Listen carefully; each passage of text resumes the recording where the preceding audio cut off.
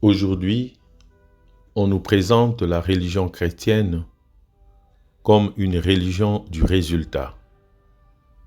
Posons-nous la question, qu'est-ce que le Seigneur attend de nous? Le Seigneur nous veut dans un royaume où seuls comptent les actes effectifs et non les discours. Dans notre société, il n'y a que de beaux parleurs.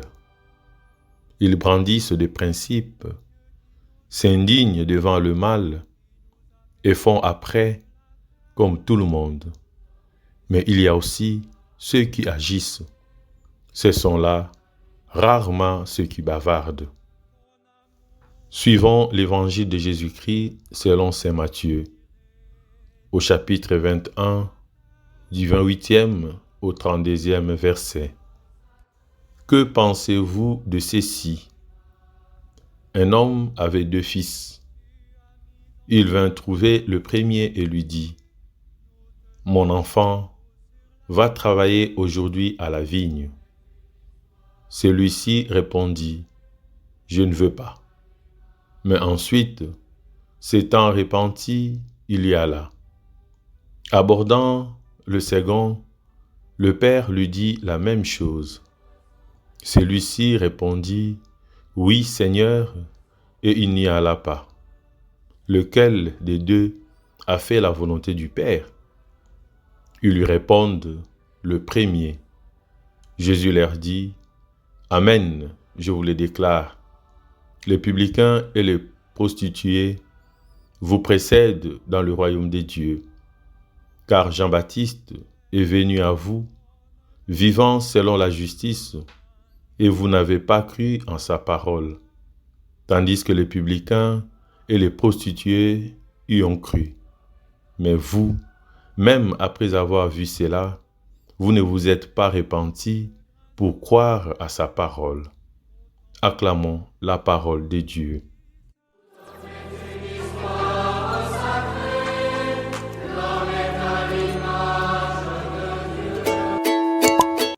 Bien-aimés, nous contemplons ici le père propriétaire de la vigne.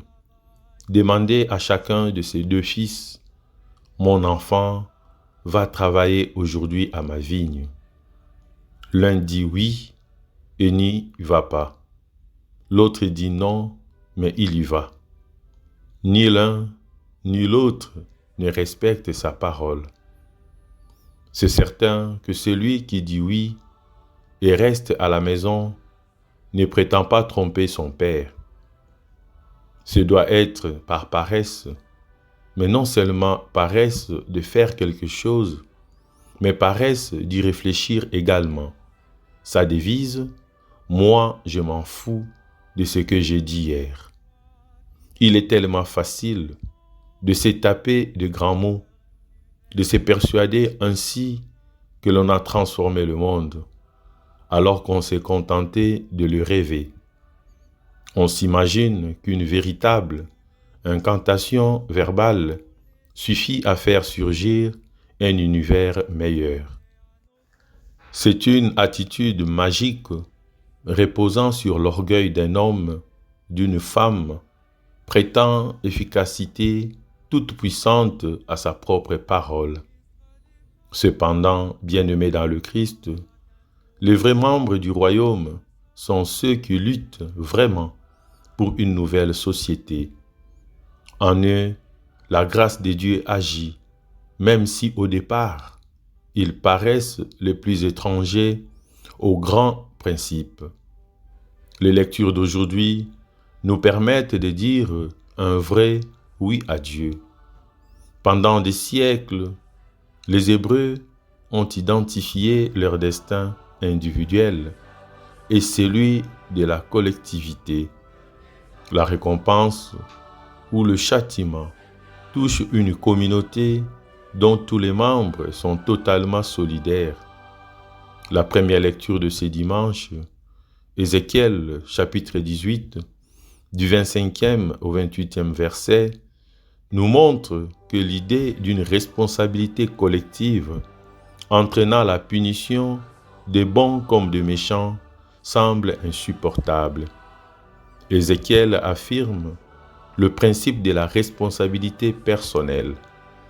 Chacun sera juge selon ses actes. Si le juste se détourne de sa justice, il sera puni. Et si le méchant se détourne de sa méchanceté pour pratiquer le droit et la justice, il sauvera sa vie. Saint Paul, s'adressant aux Philippiens et à nous dans la deuxième lecture, Philippiens chapitre 2, du 1er au 11e verset, nous exhorte à nous réconforter les uns les autres dans le Christ, à être tendres et remplis de pitié. Ne donnons jamais la place à l'orgueil. Ne soyons pas intrigants, soyons plutôt humbles pour estimer les autres supérieurs à nous.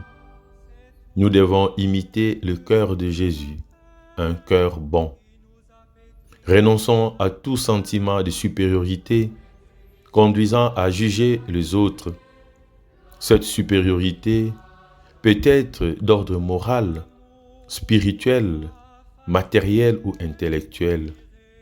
Dans notre quotidien, nous devons nous accepter les uns les autres et se soutenir devant les difficultés de la vie. À l'instar de Jésus, allons jusqu'à la mort par amour pour nos frères et sœurs. Bien-aimés dans le Christ, l'évangile d'aujourd'hui nous présente une parabole sur ce que le Seigneur attend de nous, le résultat. Il ne suffit pas seulement de dire oui, mais surtout de faire la volonté du Père. Matthieu 21, du 28e au 32e verset, nous parle de Jésus qui ne cesse de se heurter aux leaders juifs, toujours prêts à brandir le grand principe pour contrer son action. Il dénonce ces gens qui ont accaparé le pouvoir spirituel, écrasant les autres dans leur supériorité et négligeant finalement d'accomplir la volonté divine. Il leur oppose tous les pauvres gens qu'ils méprisent. Ceux-là se mettent effectivement à l'œuvre en répondant à l'appel à la conversion. C'est le sens de l'histoire de cet homme qui avait 2 fils. L'un dit non pour partir après et l'autre dit oui pour ne pas partir après. Frères et sœurs dans le Christ, bien souvent notre volonté rencontre celle du Père seulement en apparence, alors que l'intérêt seul nous guide. Nous avons bien souligné cela tout au long de notre séminaire de guérison intérieure en faisant la différence entre la prière, la louange et l'adoration.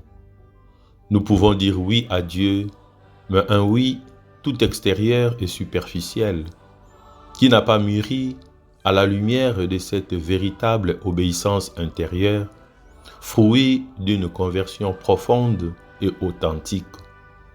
Il s'agit alors d'une obéissance sans fondement, car elle ne touche pas les racines de notre cœur et ne change en rien notre existence. La parabole d'aujourd'hui nous fait comprendre le réel danger qu'il y a pour nous à participer avec une docilité apparente notre vie durant aux célébrations liturgiques et aux activités de l'Église, sans jamais devenir de véritables chrétiens. L'exemple du second fils de la parabole, celui qui, pour finir, a changé d'attitude, le Christ l'a proposé à tous, publicains et pharisiens. Et cette parabole est pleine d'enseignements pour nous aussi. Le fils désobéissant, qui découvre l'obéissance, nous montre d'un côté toute la résistance initiale que nous pouvons opposer à l'appel du Seigneur. Mais il nous montre aussi, par ailleurs, le cheminement souvent pénible qui conduit toute notre personne à un abandon véritable et libre entre les mains du Seigneur. Amen.